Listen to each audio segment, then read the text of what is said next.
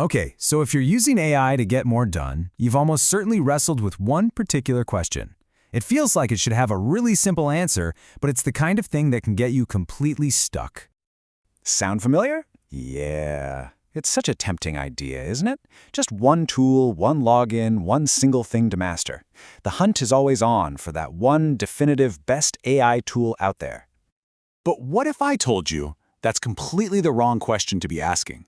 What if searching for a single winner is actually a fundamental misunderstanding of how to use AI effectively? This slide nails the core idea perfectly. I mean, you would never ask if Excel is better than Photoshop, right? That sounds kind of crazy. They're built for completely different jobs. One's for data, the other is for visuals. Well, the argument here is that AI tools are evolving in the exact same way. They're becoming specialists. This brings us to something called the one-tool fallacy. It's this mistaken belief that a single AI can, or even should, be the master of every single task. And honestly, it's a trap that really limits our productivity. So, what's the alternative? Well, instead of thinking about it like a competition, think of it as building a collection. The whole strategy is to build an AI stack, which is just a curated set of tools where each one is handpicked for a specific job it does best. So what does this actually look like in practice? Let's break down the author's personal AI stack. And hey, this isn't a rigid prescription. You don't have to copy it exactly. Think of it more as a fantastic case study in matching the right tool to the right task. So here's the overview. As you can see, every job gets a specialist. Claude is for writing, Gemini is for summarizing and learning, Grok is for decision-making, ChatGPT for brainstorming, and a tool called Manus AI for automation. Now let's dig into the why behind a few of these, because that's where things get really interesting. First up, writing emails. This seems pretty simple, but we all know that getting the tone wrong can be costly. Just one awkward sentence, and what was supposed to be a friendly note suddenly feels robotic and cold. So why Claude for this specific job? The insight here is just brilliant. It's not about having a bigger vocabulary. It's about what the AI doesn't do. Claude has this unique sense of restraint. It leaves space in the sentences which mimics how real people actually talk and helps it avoid that overstuffed robotic feeling. Now let's switch gears to a totally different challenge, making a tough call, especially when you're stuck between several options that are all pretty good.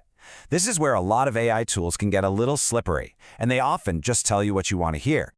And this is where Grok comes in, because it creates what the author calls useful friction. Instead of just spitting out a pleasing answer, it actually highlights the real trade-offs, the uncomfortable comparisons. And that friction, as the quote says, forces you to notice when you're just avoiding a decision instead of actually making one.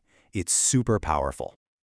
Okay, next up, a task we have all faced. You're staring down a dense 50-page report or some technical document, and you can just feel your will to live draining away. How do you get the key information without getting totally lost? For this, the choice is Gemini. And the key reason is right here. It's not just about making the text shorter. Gemini's real strength is that it preserves the document's structure.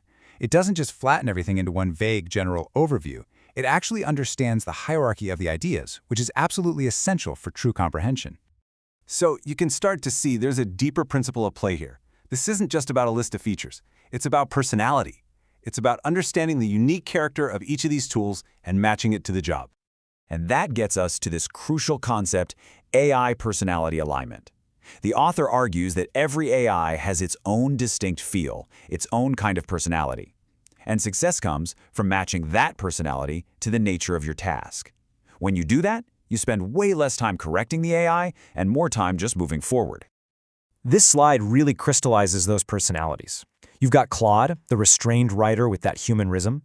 You've got Grok, the challenger that creates that useful friction. Gemini, the patient structuralist. And then there's ChatGPT, the fast brainstormer, which is great for generating a huge range of possibilities without necessarily getting bogged down in depth. So this all leads to the most important part, right? Moving from understanding this theory to actually putting it into practice for yourself. This is the key question. It's not about just copying someone else's list of tools. It's about creating a system that works for you and for your specific workflow. The process for this is actually pretty simple. It's just 4 steps. Step 1, find the friction. Where does your work feel heavy or slow or just plain annoying? Step 2, test a few different tools on that specific pressure point. Step 3, match the personality. Which tool just kind of gets it? Which one feels right for the task? And finally, step 4, build your stack. Assign that tool to that job and then move on to the next friction point. And that right there is the fundamental shift in thinking. The goal is not to find the best AI overall. The goal is to identify the biggest bottlenecks in your work and find the specific tool that can relieve that specific pressure. And to wrap all of this up, let's just end on this really powerful idea. It perfectly summarizes the entire strategy. As the quote says, authority doesn't come from doing more work. It comes from placing the work correctly. It's not about brute force. It's about the wisdom of knowing exactly where to place your effort and which specialized tool to use for the job.